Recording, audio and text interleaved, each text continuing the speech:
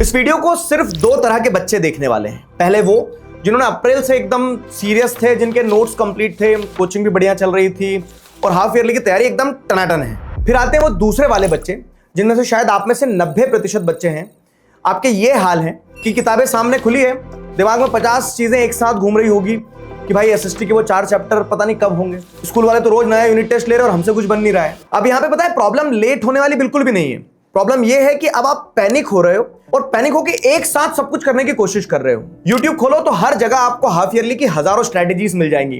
कोई ये कह रहा है कि ये वाली किताब पढ़ लो, कोई ये बोल रहा है कि ये वाला टाइम टेबल फॉलो कर लो। हर रोज नई स्ट्रैटेजी, और अगर ये स्ट्रैटेजीज बदलते रहोगे तो आपको ये समझ नहीं आएगा कि आखिरकार आप भरोसा करें किस पे। ये वीडियो मैं आपको यकीन दिलाने के लिए बना रहा हूं कि आपको हाफ ईयरली बचाने के लिए 14-14 घंटे गधों की तरह पढ़ने की जरूरत नहीं है, या फिर आपको बहुत सारी बुक्स पूरी चाट जाने की जरूरत नहीं है। अगर मैं आपको सच बताऊं तो सारा प्रेशर और ये सारी दिक्कतें बस एक इल्यूजन है। आपके एग्जाम से जुड़ी सारी की सारी कंफ्यूजन, आपका सारा एग्जाम का डर और इससे जुड़ा हुआ सारा सोल्यूशन, ये सब कुछ आपको किसी मैजिक ट्रिक या फिर 1000 वीडियो देख लेने से नहीं मिलेगा, बल्कि 5 सिंपल स्टेप्स फॉलो करना होगा। और इस वीडियो में वो एग्जैक्ट सिस्टम मैं आपको देने वाला हूं जो मैं पिछले कई सालों से लाखों बच्चों को बोलते आया हूं।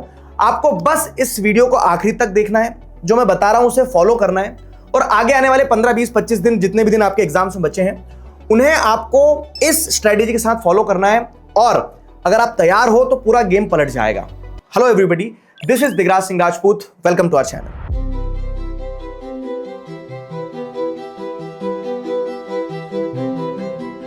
अगर आप मेहनत के लिए तैयार हो तो सीधे स्ट्रेटेजी पर आते हैं, और स्ट्रेटेजी नंबर 1 है पेंडिंग चैप्टर इन्वेंटरी। देखो, सबसे पहला काम जो है कि आपको करना क्या है कि अपने डर को फेस करना होगा। ये एक फैक्ट है कि एग्जाम सामने आ गए, आपने नहीं पढ़ा है, आप पीछे हो, सब कुछ एक्सेप्टेबल है। अगर अभी आपके दिमाग में सबसे बड़ा पैनिक कोई क्रिएट कर रहा है तो ये कर रहा है कि आप आंखें बंद करके अंधेरे में तीर चला रहे हो। अभी आपको लग रहा होगा कि मेरा पूरा का पूरा सिलेबस छूट गया है, मुझे कुछ नहीं आता है, और इसी डर में हम क्या कर रहे हैं कि ऐसा लग रहा है कि अब तो गई हाफ ईयरली हाथ से। लेकिन मैं अगर आपको एक बात बताऊं तो ये मैं बात हवा में नहीं बोल रहा हूं, साइकोलॉजिस्ट भी ये मानते हैं, एक्सेप्ट करते हैं कि जब हम किसी चीज को स्ट्रक्चर नहीं कर पाते ना तो हमारा ब्रेन उसे एक गड़बड़ सिचुएशन की तरह देखने लगता है। तो सबसे पहले तो गहरी सांस लेना है और एक पेन और पेपर लो और अपना सिलेबस जो है एक पेपर के ऊपर 3 सिंपल कॉलम्स में बांट दो। पहला कॉलम होगा नॉट स्टार्टेड, इसमें वही सारे चैप्टर्स आपको लिखने होंगे जो आपने अभी तक हाथ भी नहीं लगाए। दूसरा कॉलम है इन प्रोग्रेस, यहां आपके वो चैप्टर्स आएंगे जिनके आपने लेक्चर्स देख लिए या फिर आपने स्कूल में पढ़ लिया है, लेकिन अभी आप क्वेश्चंस में उतने कॉन्फिडेंट नहीं हो, आपको एक बार और रिवीजन करना है, वो सारे चैप्टर दूसरे कॉलम में आ जाएंगे। तीसरा कॉलम होगा कंप्लीटेड वाला।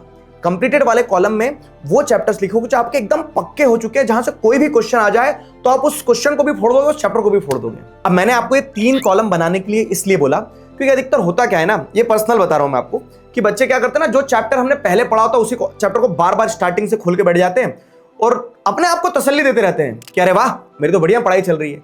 लेकिन वो पहला चैप्टर जो आपने 1000 बार पढ़ लिया, सिर्फ वही एग्जाम में नहीं आ रहा है। तो यहां पर आपके सामने अब 3 कॉलम है, जितने भी चैप्टर आ रहे हैं 10, 12, 15, वो सामने चिपका दो, और इससे होगा क्या कि आपको रोज क्लैरिटी मिलेगी कि असली दुश्मन आखिरकार है कौन, असल में सिलेबस कितना बचा है।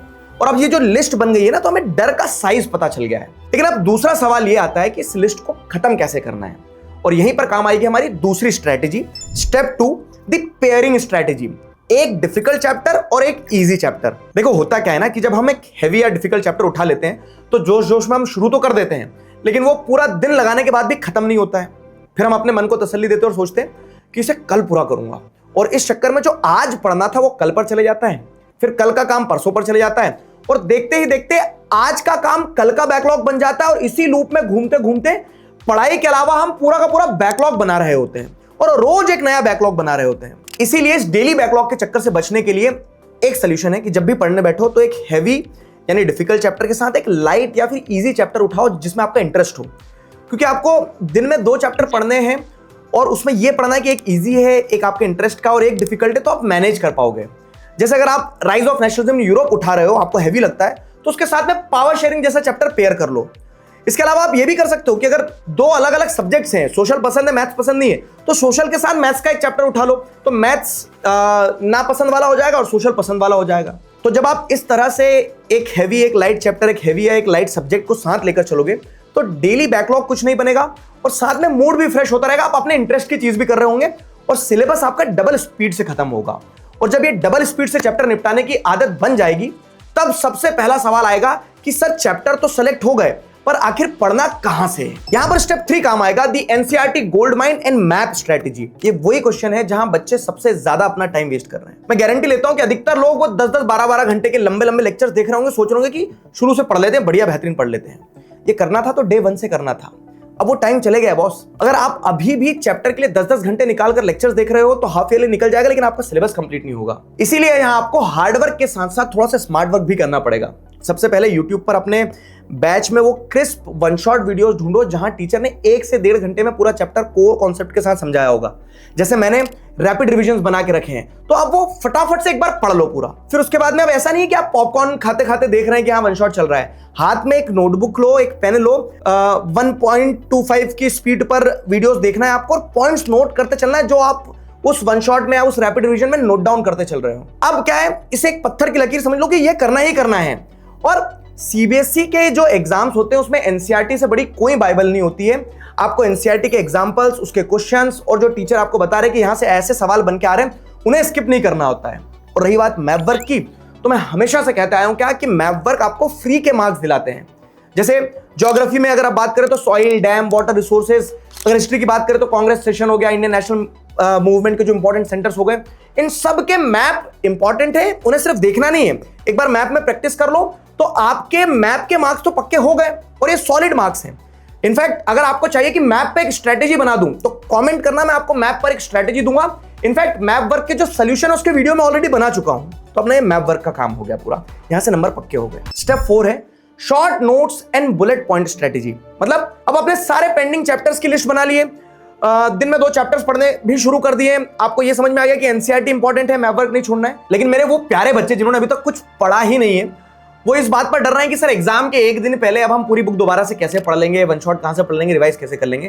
तो देखो आपको क्या करना है ना, आपके लिए यहां पर शॉर्ट नोट्स और बुलेट पॉइंट्स सीवियर साबित होने वाले हैं।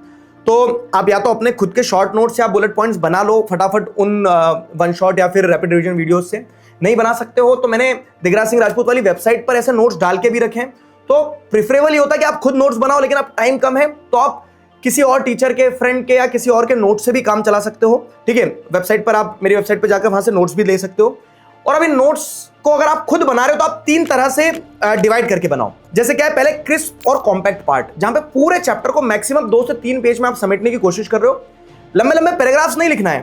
ठीक है, आपके नोट्स में दूसरा टाइप होना चाहिए बुलेट पॉइंट्स और फ्लो चार्ट्स का। एसएसटी में मतलब हर क्वेश्चन के आप कॉज और इंपैक्ट को हमेशा फ्लो चार्ट में, बुलेट पॉइंट्स में लिख सकते हो। हिस्ट्री में इवेंट्स की एक टाइमलाइन बना लो। जैसे साइंस में आप क्या कर सकते हो कि रे डायग्राम, केमिकल इक्वेशन जैसी जो चीजें हैं उन्हें एक A3 शीट पर बना लो और मैथ्स के सारे फॉर्मूलाज को एक शीट तैयार करो और उस पर लिख दो। तीसरा टाइप ऑफ नोट्स जो आपको होना चाहिए कीवर्ड्स हाईलाइटिंग। अगर आप मान लो एनसीईआरटी से पढ़ रहे हो तो जैसे एसएसटी है, साइंस है, थ्योरी जो पार्ट है, तो वहां पर कीवर्ड मिलते हैं, उन्हें हाईलाइट कर लो ताकि आप जब फिर से रिवाइज करो तो अलग पेन से, अलग कलर के पेन से वो हाईलाइटेड वर्ड जो है वो आपको फटाफट रिकॉल करेंगे। अगर सच में इन 3 स्टेप्स को फॉलो करके आपने अगर नोट्स बना लिए ना, तो कैसे 2 घंटे में तुम्हारा सिलेबस खत्म हो जाएगा, एग्जाम के 1 दिन पहले खत्म हो जाएगा, तुम खुद भी इमेजिन नहीं कर पाओगे।